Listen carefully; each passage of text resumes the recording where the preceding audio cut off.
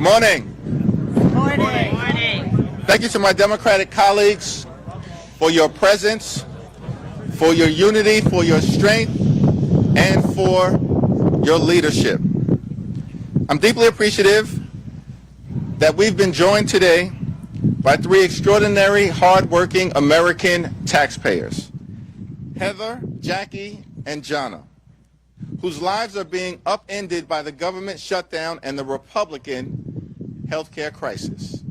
And they are here to tell their stories. Donald Trump and Republicans in Congress have shut down the government 15 days ago. And they haven't done a damn thing since to try and reopen it. House Democrats are here, reporting for duty. We are ready, we are willing, and we are able to negotiate a bipartisan spending agreement that actually meets the needs of the American people, reopen the government, and decisively address the Republican health care crisis.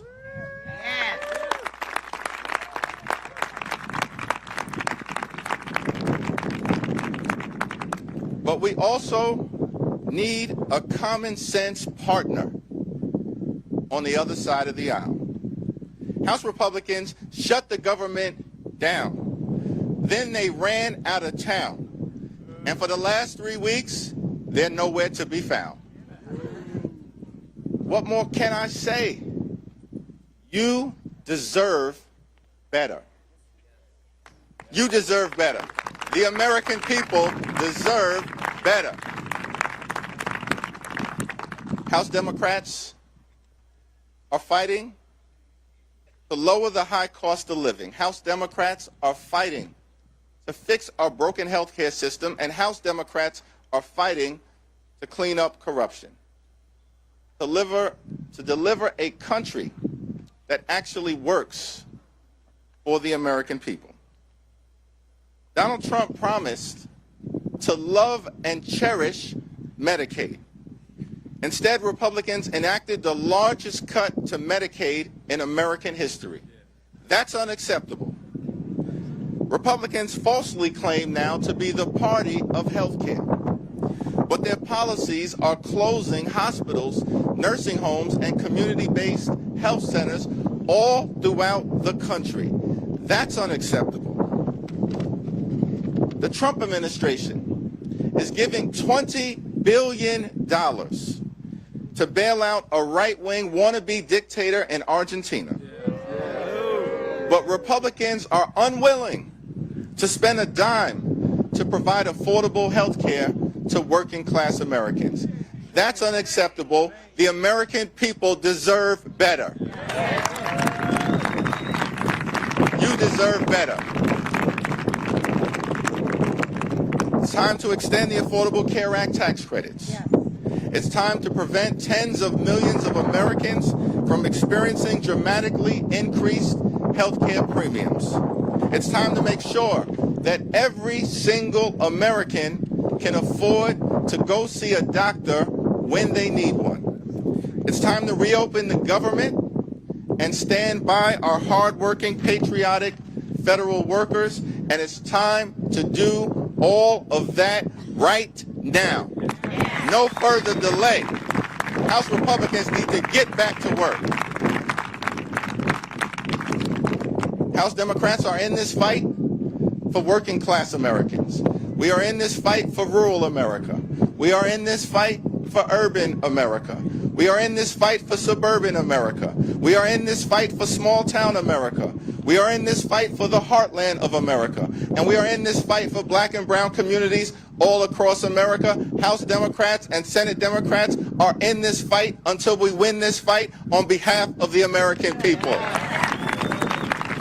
Cancel the cuts, lower the costs, save health care. It is now my honor to introduce a registered nurse and a principled health care provider from the great state of Connecticut, Heather Broth.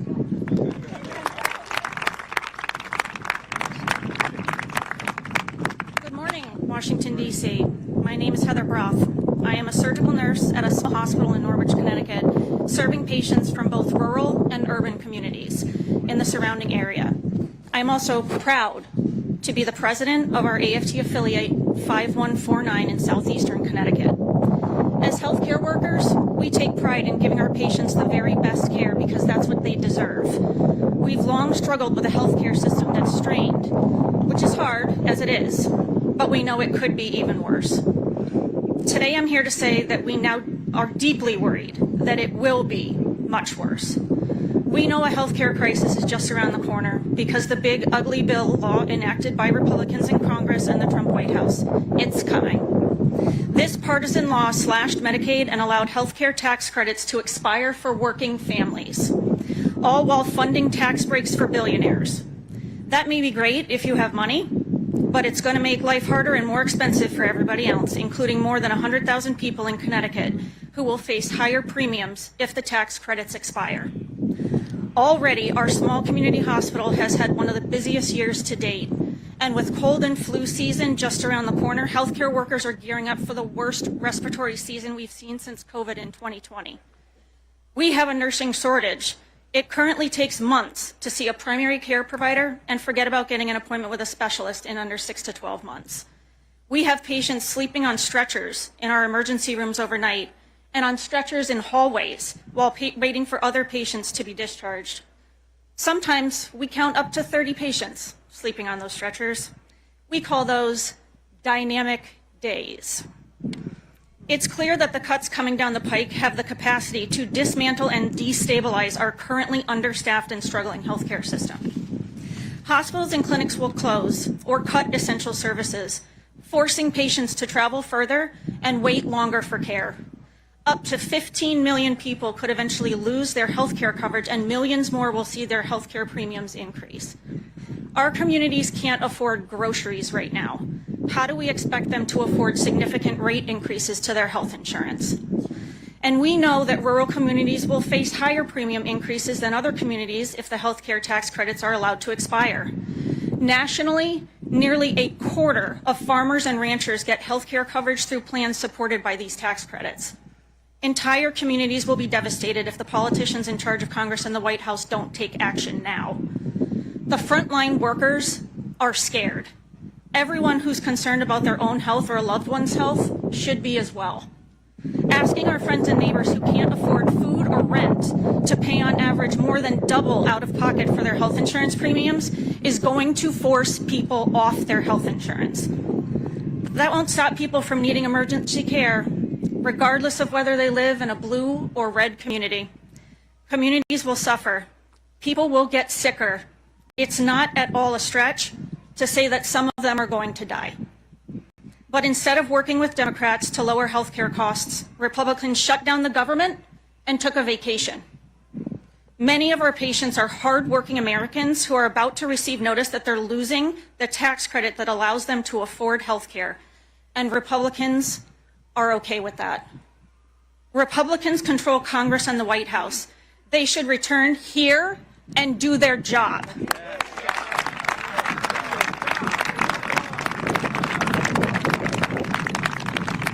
They should end this government shutdown and work with Democrats to rescue the health care that's now at risk. Our patients and communities deserve no less. And now it is my pleasure to yield to one of my siblings in this fight, Jackie.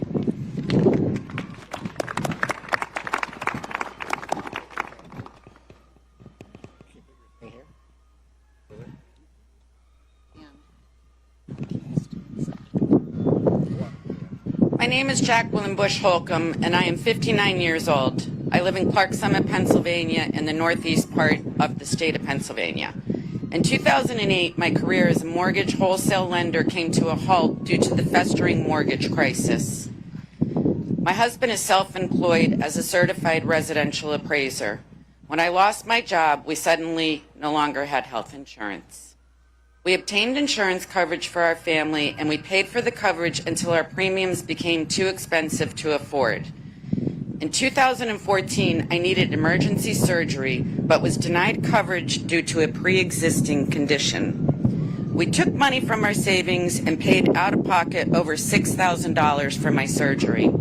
I appealed the cost of my out-of-pocket expense for my surgery and waited for a determination. We continued to drain our savings to pay for our health insurance premiums.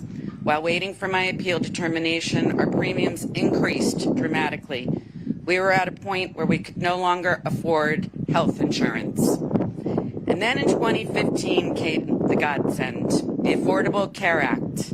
We have received health insurance from the ACA since 2015. I currently work for my husband and his appraisal business. Our income fluctuates due to the real estate market. We update our income for coverage through the ACA accordingly as required. Our annual premium rate fluctuates, and we adjust our budget for coverage as we depend more and more on health insurance as we age. Our premiums are likely to double or even triple next year because of Republican cuts to the ACA. We will not be able to afford this drastic increase, especially since our other costs like food are going up as well. My husband is 62 years old and I am 59 years old. We cannot afford a sudden increase for health insurance, and we will have to go without coverage. We are just one American family having this discussion and realizing that we are taking a gamble on our own lives. We have depended on our health care coverage to keep us healthy, and I am thankful to say we are healthy right now. By forcing us to go without health insurance, Republicans will steal the good health from us that we currently have. Instead of working with Democrats to find a solution, Republicans have shut down the government and fled D.C. I am requesting, pleading, and now demanding that Republicans do their jobs and protect the millions of Americans like me who rely on the Affordable Care Act. Thank you. I will now yield to Jonna.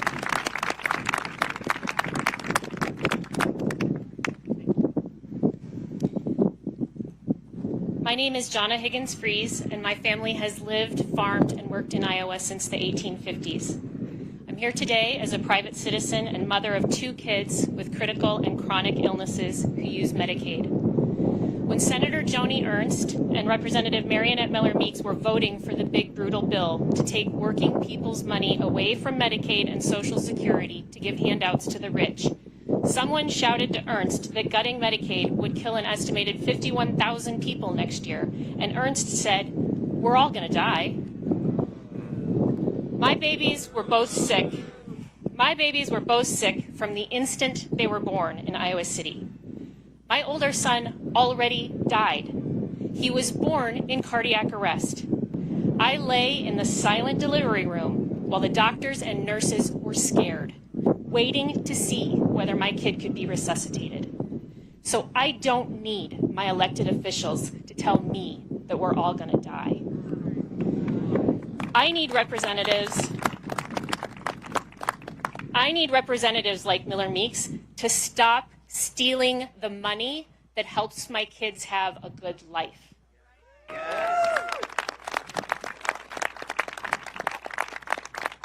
To Representative Marionette Miller Meeks, who said hell will freeze over before she holds a public town hall or agrees to meet with me and tell me to my face that my kids should just die, I say, you took an oath as a physician to do no harm.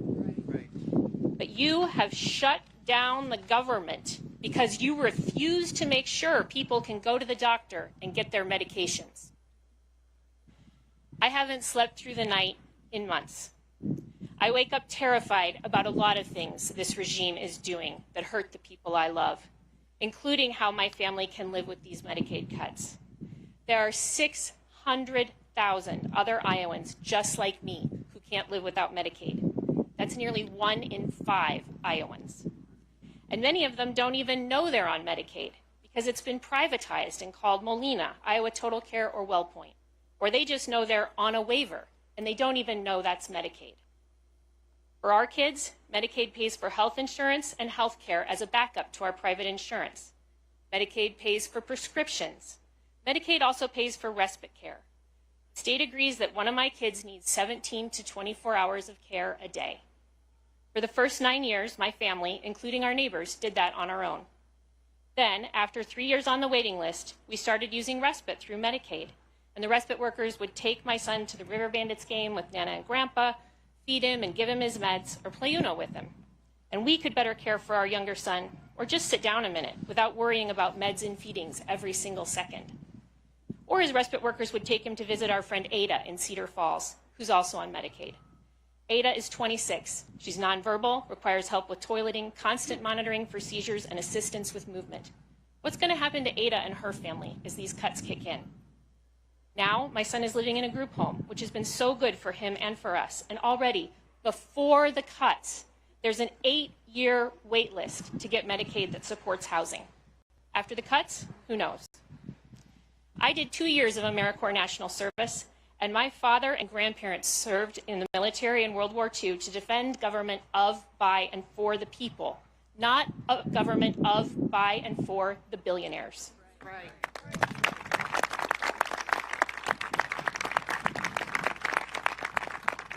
We are the richest country in the history of the world. I don't know why we let Republicans waste our time saying that we can't provide health care for everyone. There's enough for everything for everyone, as long as we don't let Republicans and the rich steal more than half of it off the top. Thank you, Jonna. Thank you, Jackie.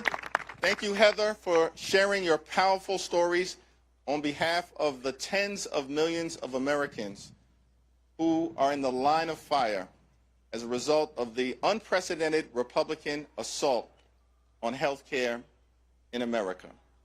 It's time to reopen the government. It's time to enact a bipartisan spending agreement that actually makes life better for everyday Americans.